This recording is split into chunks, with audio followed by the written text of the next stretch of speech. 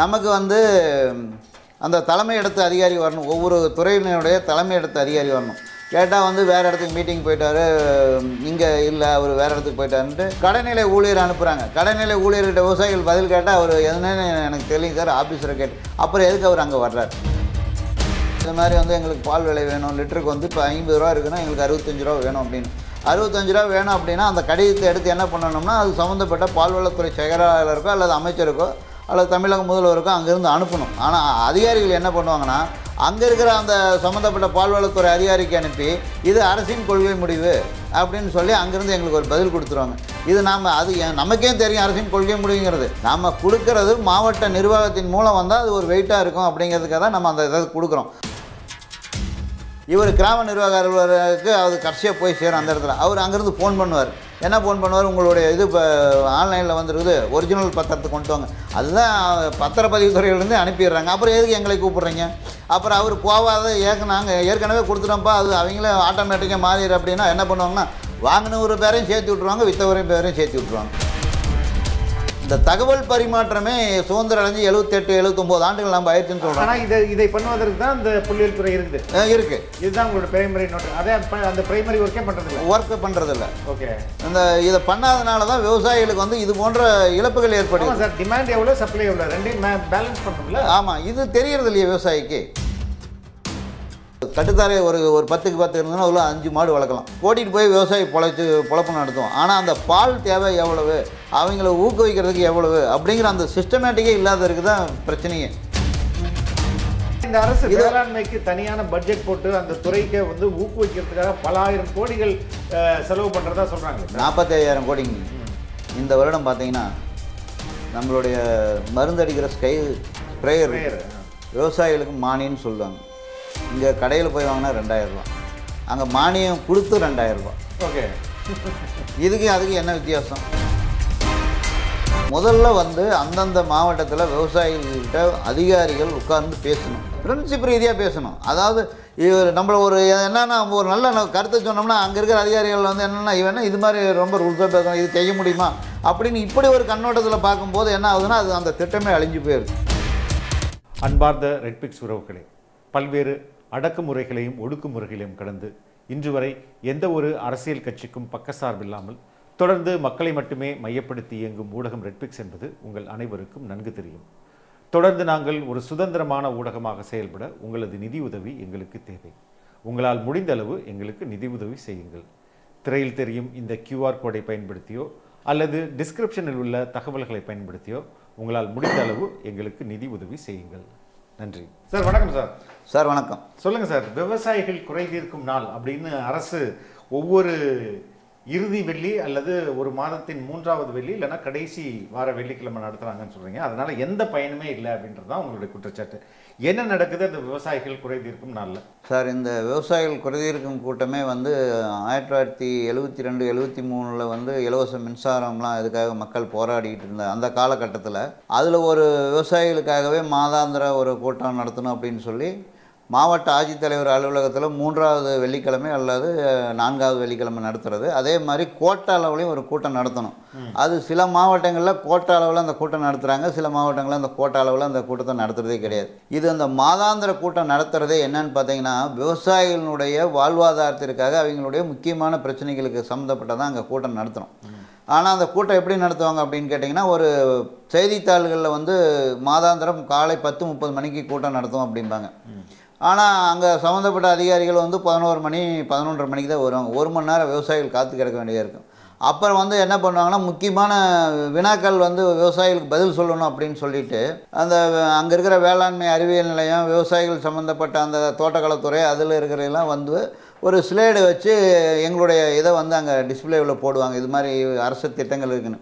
அந்த அரசு திட்டங்களுக்கு சம்மந்தப்பட்ட அந்தந்த ஊராட்சியில் இருக்கிற வேளாண்மை துறை, பொறியியல் துறையில் அவங்களே வந்து கிராமப்புறத்தில் அங்கே இருக்கிற ஆட்களே வந்து எங்களுக்கு சொல்லிடுறாங்க. அது எங்களுக்கு தேவையில்லாதது. ஆனால் இங்கே நாங்கள் விவசாயிகள் கேட்குற கேள்விக்கு பதில் சொல்லணுங்கிற அந்த நேரத்தை கடத்தணுங்கிறதுக்காகவே வந்து டைம் வேஸ்ட் பண்ணிக்கிட்டு இருக்கிறாங்க. அப்புறம் அதில் என்ன முக்கியமாக அதில் ஒரு மிகப்பெரிய ஒரு பிரச்சனைன்னு கேட்டாங்க சார்.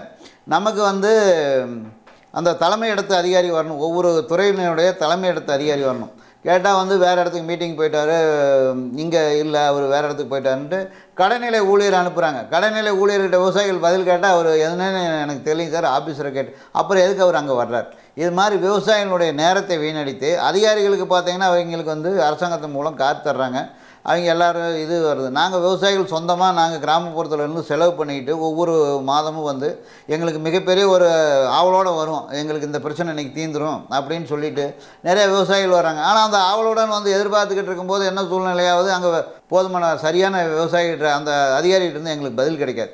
இதே மாதிரி தொடர்ந்து ஏமாற்றம், இந்த குறைதீர்க்கும் கூட்டத்தில் தொடர்ந்து ஏமாற்றம் அடைகிறதுனால பல விவசாயிகள் வந்து ஒரு 5 வருடம் 6 வருடம் ஒரு பிரச்சனை, சாதாரண பிரச்சனை கூட. என்ன மாதிரியான பிரச்சனைகள் அவங்க எடுத்துட்டு வருவாங்க? பட்டா மாற்றுறது, நீர்நிலை பாதையில் ஆக்கிரமிப்பு, விவசாயிகளுக்கு வந்து இந்த மேலே டவர் போடுவாங்க, அந்த இழப்பீடு கிடைக்காது, சிப்காட்டுக்கு இழப்பீடு கிடைக்காது, ஒரு இடத்த எடுத்திருப்பாங்க, அந்த மழை வெள்ளத்தில் புயல் நிவாரணம் கிடைக்கும். இந்த மாதிரி நிறைய விளைவு, கரும்புக்கு விலை கிடைக்காது, பாலுக்கு விலை கிடைக்காது, ஒவ்வொரு பொருளுக்குமே விலை கிடைக்காததுக்கு நிறைய விஷயங்கள் வந்து அரசாங்கத்துக்கு மூலம் கொண்டுட்டு வர்றதுக்கு, கல் இறக்கிறதுக்கு 100 நாள் வேலை திட்டம், இது மாதிரி ஒவ்வொன்றும் நாங்கள் வந்து அரசுக்கிட்ட எடுப்போம். இப்போ நாம் இதெல்லாம் சொல்லும் போது என்னென்னா, சின்ன இந்த மாதிரி விஷயத்தையெல்லாம் நாங்கள் வந்து கடிதம் கொடுப்போம். இது மாதிரி வந்து எங்களுக்கு பால் விலை வேணும், லிட்டருக்கு வந்து இப்போ 50 ரூபா இருக்குன்னா எங்களுக்கு 65 ரூபா வேணும் அப்படின்னு. 65 ரூபா வேணும் அப்படின்னா அந்த கடிதத்தை எடுத்து என்ன பண்ணணும்னா, அது சம்மந்தப்பட்ட பால்வளத்துறை செயலாளருக்கோ அல்லது அமைச்சருக்கோ அல்லது தமிழக முதல்வருக்கோ அங்கேருந்து அனுப்பணும். ஆனால் அதிகாரிகள் என்ன பண்ணுவாங்கன்னா, அங்கே இருக்கிற அந்த சம்மந்தப்பட்ட பால்வளத்துறை அதிகாரிக்கு அனுப்பி இது அரசின் கொள்கை முடிவு அப்படின்னு சொல்லி அங்கேருந்து எங்களுக்கு ஒரு பதில் கொடுத்துருவாங்க. இது நாம் அது நமக்கே தெரியும் அரசின் கொள்கை முடிவுங்கிறது. நாம் கொடுக்கறது மாவட்ட நிர்வாகத்தின் மூலம் வந்தால் அது ஒரு வெயிட்டாக இருக்கும் அப்படிங்கிறதுக்காக தான் நம்ம அந்த இதை கொடுக்குறோம். ஆனால் இவங்க என்ன பண்ணுறதுன்னா, அங்கேயே அந்த லவுண்டுக்குள்ளேயே வேறு வெளியிலே நம்ம கொடுக்குற கடிதம் வந்து வெளியில் போகிறது வந்து மேலிடத்துக்கே போகாது, மேலிடத்துக்கே போகாது, அங்கேயே முடிச்சிடுவாங்க. அதுக்கு மேலே கேட்டால் இது அரசின் கொள்கை முடிவு. நாங்கள் என்ன பண்ணுறாங்க, அரசாங்கங்கிறதுங்க சார், கிராம நிர்வாக உதவியாளர்லேருந்து தலைமைச் செயலாளர் வரைக்கும் அரசாங்கம். அரசாங்கம் கொள்கை முடிவு அப்படின்னா அது வந்து ஒரு கமிட்டி இருக்கணும். அரசின் கொள்கை முடிவு எடுக்கிறதுனா யாருக்குன்னே தெரியாது. இது வரைக்குமே ஒரு அரசின் கொள்கை முடிவு அப்படிங்கிறாங்க. இப்போ நாங்கள் கூட சிப்காட்டுக்கு போராடிக்கிட்டு இருக்கிறோம்னா இது அரசின் கொள்கை முடிவு அப்படிங்கிறாங்க. நாங்கள் தகவல் உரிமை சட்டத்தில் போட்டு கேட்குறோம். என்னன்னு கேட்குறோம்னா, யார் அரசு கொள்கை முடிவு எடுத்தது, எப்போ கேபினெட் அமைச்சரவை கூட்டம் போட்டாங்க, இது விவசாய நிலங்களை எடுக்கணும்னு சொல்லி எல்லாம் போட்டிருக்கிறாங்கன்னா அதுக்கு யாருக்கு கூட்டினாங்க, அந்த மாதிரி ஒரு நாம்ஸே கிடையாது. அரசின் கொள்கை முடிவு அப்படியே பாலிசியாக சொல்லிடுவாங்க. இது யார் அரசு கொள்கை முடிவு எடுக்கிறதா இல்லை இவங்களா ஒரு கடிதத்தை அது மாதிரி கொடுத்துறாங்களாங்கிறது எங்களுக்கு விவசாயிகளுக்கு ஒரு பெருத்த ஏமாற்றமே இருக்குது. தொடர்ந்து என்ன செய்யணும், அதுக்கு பதிலாக என்ன நடக்கணும்னு நினைக்கிறீங்க? அந்த கடிதம் கொடுத்த ஒரு பாதிக்கப்பட்ட நபர் கடிதம் கொடுத்தாங்க சார், 30 நாட்களுக்குள்ள அவங்களுக்கு நிவாரணம் கிடைக்கணும். அதுதான் நாங்கள் எதிர்பார்க்கறது, வேறு ஒன்றுமே கிடையாது. அந்த 30 நாட்களுக்கு எதிர்பார்க்கறதுல வந்து ஆக்கப்பூர்வமான பணிகள் இருக்குன்னு நினைக்கிறோம். வெறும் நாங்கள் வந்து கடிதத்தில் வந்து எழுத்துக்கள் எழுதுறதை நாங்கள் விரும்பலை. 30 நாட்கள் கடிதம் கிடைச்சிட்டா இப்போ வந்துங்க சார், ஒரு மாவட்ட விவசாயிகள் குறைதீர்க்கும் கூட்டம் போட்டாங்கன்னா 300லேருந்து 400 கடிதம் வருது. அதே மாதிரி மக்கள் குறைதீர்க்கும் கூட்டம் போட்டாங்கன்னா வாரந்தோறும் இப்போ வந்து இதுனாச்சும் மாதம் ஒரு தடவை நடத்துகிற கூட்டம் மக்கள் குறைதீர்க்கும் கூட்டத்துலேயும் கொண்டு போய் கொடுக்குறாங்க. அதில் வந்து ஒவ்வொரு மாவட்ட ஆட்சித்தலைவர் அலுவலகத்தில் பார்த்தீங்கன்னா 500 கடிதம், 400 கடிதம், 300 கடிதம். இந்த கடிதங்கள் பூராமே தொடர்ந்து மாதம் வந்துக்கிட்டே இருந்ததுன்னா யாரும் புதுசாக அதிகமாக வர்றதில்லை. அப்படி வந்தாங்கன்னா ஒரு 25 பேர் 10 பேர் தான் வருவாங்க. ஆனால் இந்த கடிதங்கள் எல்லாமே தொடர்ந்து வந்துக்கிட்டே தான் இருக்குன்னா அங்கே பிரச்சனைகள் தீர்க்கப்படவில்லை அப்படிங்கிறது அங்கே நிஜத்தமான உண்மை.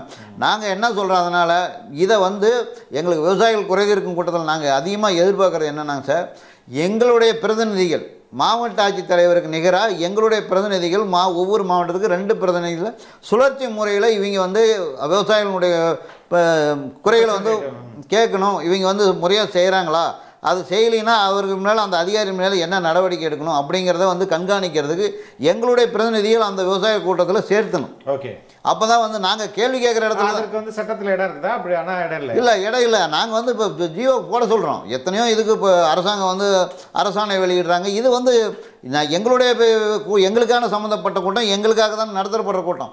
அதை கண்காணிக்கிறதுன்னு சொல்கிறோம். நாங்கள் இப்போ ஒரு தபால், நம்ம ஒரு போஸ்ட் ஆஃபீஸில் ஒரு தபால் போட்டோம்னு வச்சுங்க சார், அந்த தபால் வந்து இப்போ நாமக்கல்ல இருந்து சேலம் வந்துருச்சா, சேலத்துலேருந்து சென்னை போயிடுச்சா, சென்னையிலேருந்து டெல்லி போயிடுச்சான்ட்டு நமக்கு வந்து ஒரு ட்ராக்கிங் மெக்கானிசம் இருக்குது.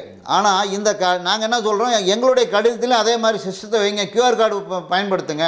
எந்த அலுவலகத்தில் எவ்வளோ நாள் அந்த மனு தேங்கி இருக்குது, அந்த அதிகாரி வேலை செய்கிறாரா இல்லையா அப்படிங்கிற அவங்களே நாங்களே பார்த்துங்க, எங்களால் முடியும்.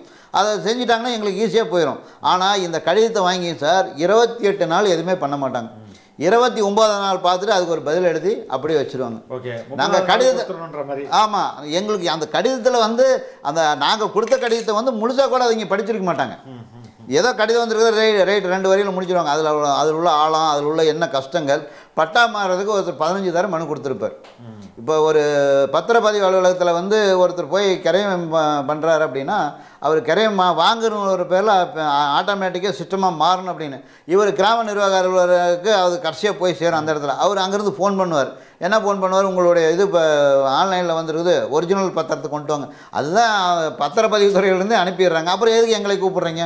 அப்புறம் அவர் போகாத நாங்கள் ஏற்கனவே கொடுத்துட்டோம்ப்பா, அது அவங்களே ஆட்டோமேட்டிக்காக மாறிடு அப்படின்னா என்ன பண்ணுவாங்கன்னா வாங்கின ஒரு பேரையும் சேர்த்து விட்ருவாங்க, வித்தவரையும் பேரையும் சேர்த்து விட்ருவாங்க. அப்புறம் மறுபடியும் அவர் நடந்துக்கிட்டு இருக்கணும். இதுதான் வேணும்னே லஞ்சத்துக்காக தான் அந்த பண்ணுறாங்க.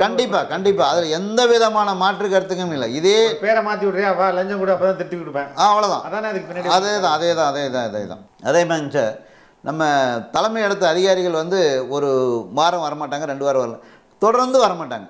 அதிகாரிகள் வர்றதில்ல. அந்த கடைநிலை ஊழியர்கள் அனுப்புகிறாங்க. அப்போ என்ன நமக்கு கிடைக்கிது? நிவாரணம் கிடைக்கிறது இல்லை.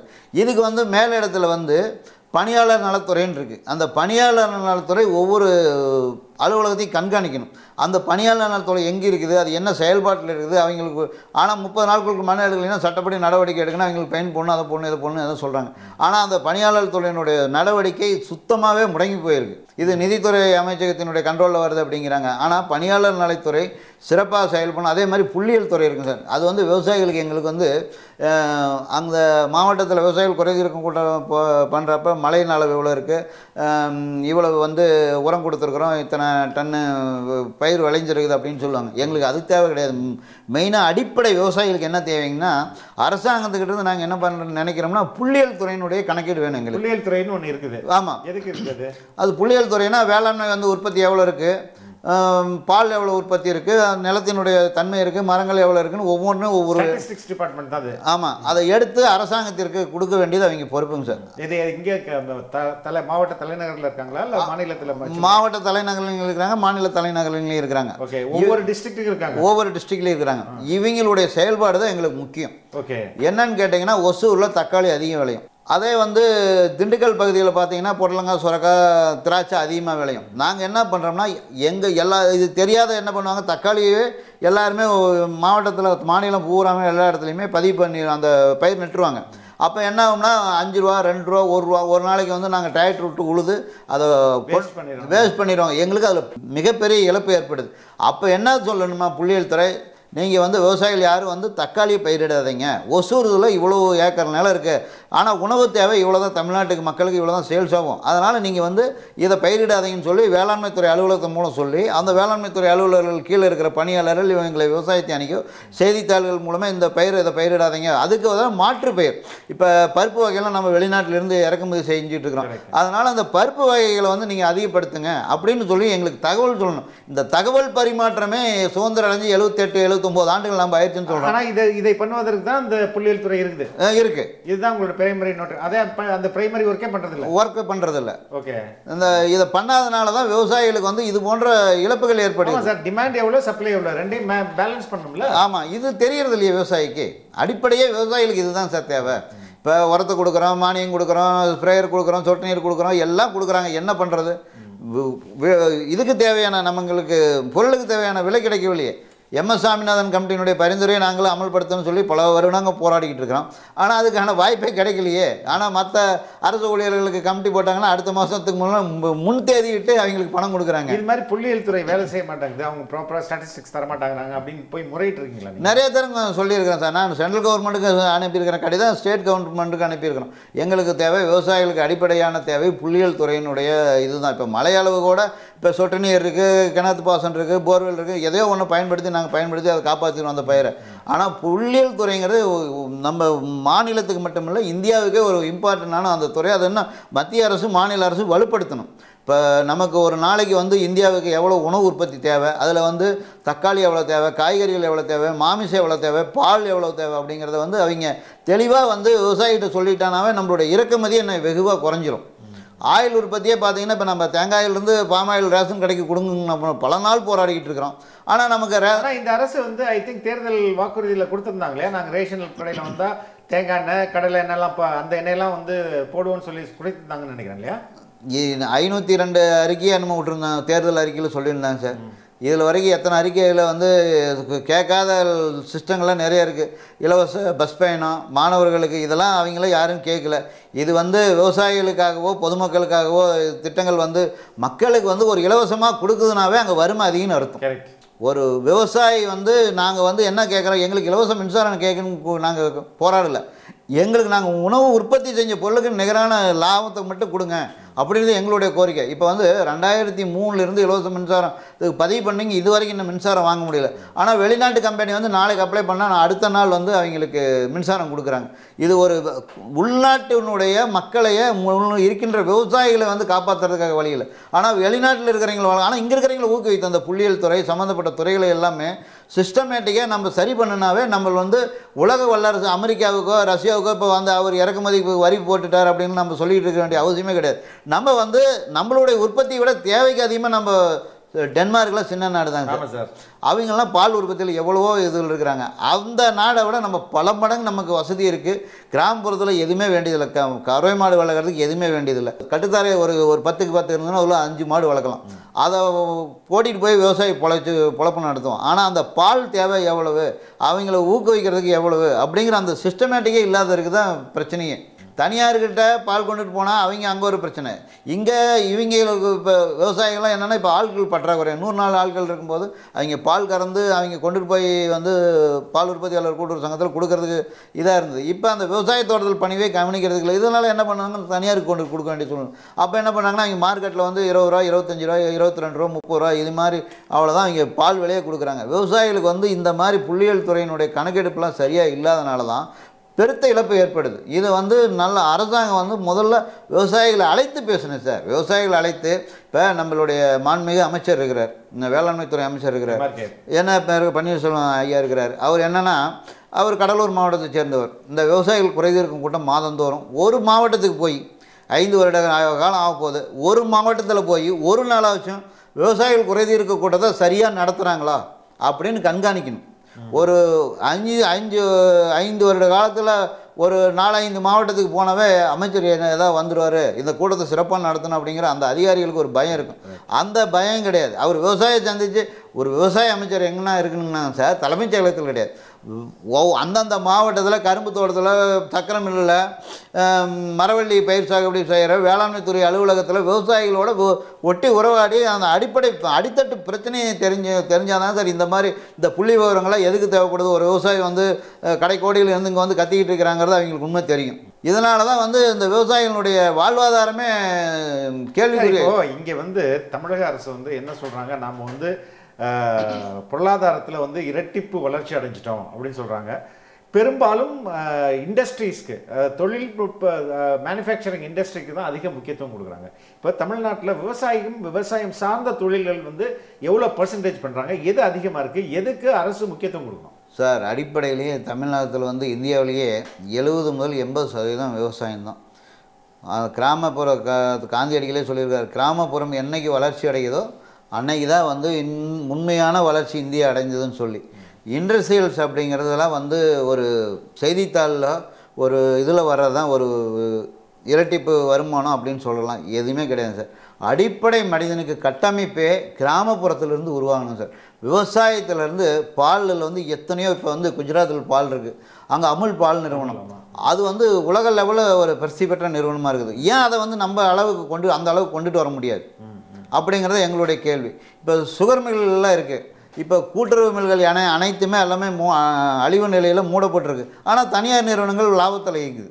ஓகே, இது வந்து இந்த அரசு வேளாண்மைக்கு தனியான பட்ஜெட் போட்டு அந்த துறைக்கு வந்து ஊக்குவிக்கிறதுக்காக பல ஆயிரம் கோடிகள் செலவு பண்ணுறதா சொல்கிறாங்களே. 45,000 கோடிங்க. இந்த வருடம் பார்த்தீங்கன்னா நம்மளுடைய மருந்தடிக்கிற ஸ்ப்ரேயர் விவசாயிகளுக்கு மானியம்னு சொல்லுவாங்க. இங்கே கடையில் போய் வாங்கினா 2000 ரூபா, அங்கே மானியம் கொடுத்து 2000 ரூபா. ஓகே, அதுக்கு என்ன வித்தியாசம்? இவங்ககிட்ட போய் சண்டை கட்டலாம், கடைக்காரர்கிட்ட போய் ஸ்ப்ரேயர் வந்து கெட்டு போச்சுன்னா கேரண்டி இருக்குது அப்படின்ட்டு. இதுக்கு கேரண்டி கிடையாது. சொட்டு நீருக்கு பிவிசி பைப் போடுவோம், அங்கே கடையில் 350 ரூபா 20 அடி பைப்பு, இங்கே 450 ரூபா பணம் கட்டணும். எப்படி தனி பட்ஜெட் போட்டு விவசாயிகளுக்கு இது பண்ணுறது? தனி பட்ஜெட் போடும்போது கருத்து கேட்பு விவசாயிகள் கூப்பிடுவாங்க. ஒரு குறிப்பிட்ட விவசாயி அரசாங்கத்தை எதிர்த்து யாரும் எந்த இதுவும் இல்லாத காணொலி காட்சி மூலம் மாண்புமிகு அமைச்சர் வந்து விவசாயிகிட்ட குறை கேட்பார்.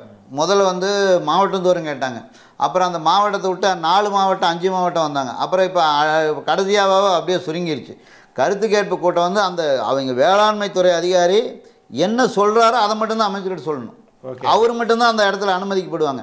இந்த மாதிரி புள்ளி விவரமாக எடுத்துக்கிட்டு வந்து இது மாதிரி நீங்கள் பண்ணுங்கள் ஐயா இப்படி பண்ணுங்கள் அப்படின்னு சொல்கிறவங்களுக்குலாம் அங்கே இடம் கிடையாது. இதுதான் அங்கே நிஜத்தமான உண்மை. இந்த பட்ஜெட்டுனால என்ன வளர்ச்சி ஏதாவது தனி மனிதன் இப்போ வந்து விவசாய நெல் உற்பத்தி ஆகட்டும், காய்கறிகள் உற்பத்தி ஆகட்டும், எங்களுடைய சொந்த உழைப்பில் அரசாங்கத்தினுடைய சப்போர்ட் கிடையாது. எல்லாருமே இப்போ வெளிநாட்டில் பசங்கள்லாம் வெளிநாட்டில் இருக்கிறாங்க. அவங்களாம் அங்கே இருக்கிற ஒவ்வொரு தொழில்நுட்பத்தை சொல்லியோ இங்கே இருக்கிற விவசாயிகளுடைய அறிவுத்திறனை பயன்படுத்தியோ நாங்களே போய் வேளாண்மை துறையில் இந்த பயிர் இது மாதிரி இருக்குது, கோயம்புத்தூர் வேளாண்மை பல்கலைக்கழகத்துக்கு போய் ஒரு ஒட்டுணி எது வேணுனாலும் நாங்கள் எங்களுடைய சொந்த முயற்சியில் நாங்கள் வளர்ந்துக்கிட்டு இருக்கிறோம். இது வந்து அரசாங்கத்தினுடைய சப்போர்ட்டுங்கிறது வந்து ஒரு 2% தான் இருக்குமா ஒழிஞ்சு எங்களுக்கு முழுதான சப்போர்ட்டுங்கிறது மிக மிக மிக குறைவு. எல்லாமே விலை பொருட்கள் அதிகமாக இப்போ கடைகளை வைக்கிறதுக்கு இதோட உங்களோட அதிகமாக இருக்குது ரேட்டு. அப்படி அப்படிங்கும்போது எங்களுடைய தனி பட்ஜெட் போட்டு என்ன பண்ண முடியும்? அப்போ இந்த பட்ஜெட்னாலேயோ இந்த துறையினாலேயோ எந்த பயனும் இல்லையா உங்களுக்கு? எந்த பயனும் இல்லைங்க சார். பெயரளவில் இருக்குது. இதுதான் எங்களுடைய பெரிய வருத்தம். இந்த அரசு என்ன செய்யணும்? ஒட்டுமொத்தமாக தமிழக அரசு வந்து விவசாயிகள் குறித்து என்ன செய்யணும்? விவசாயிகளுடைய முதல்ல வந்து குறைகளை கேட்கணும்.